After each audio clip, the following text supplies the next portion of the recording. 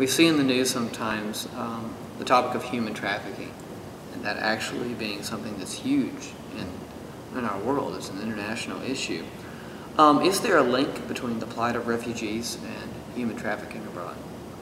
Absolutely. A lot of the stories that we hear from our refugees are very similar to the stories that you'll hear from victims and survivors of human trafficking.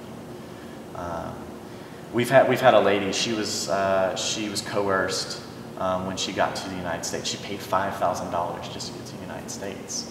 And when she got here, they coerced her into paying more, and they said, "Well, you still owe us $3,000 more." And mind you, she was still here illegally. And they said, "If you don't pay us this money, we're going to kill your family." And this is being told her in her country of origin? Yes, and people were telling her this while she's here in America. And so she initially felt like she had to pay that money. And we've come into contact recently with a client who was forced into sexual exploitation. And she has come here into the United States. She has 3 children, and she had her first child when she was 14. Wow.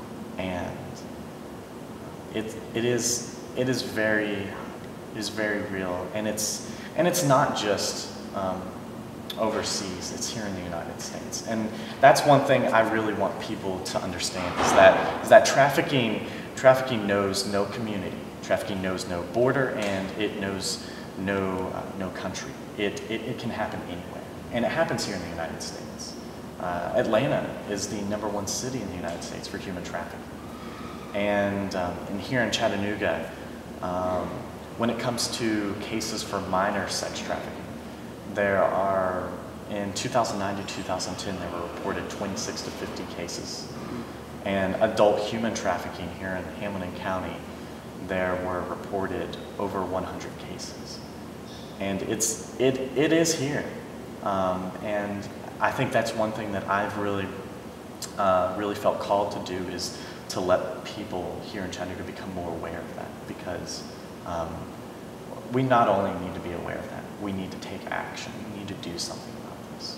Right, and I think a lot of us maybe had no idea, including myself, that there was such a thing as human trafficking locally. I mean, in the good old USA, Yeah.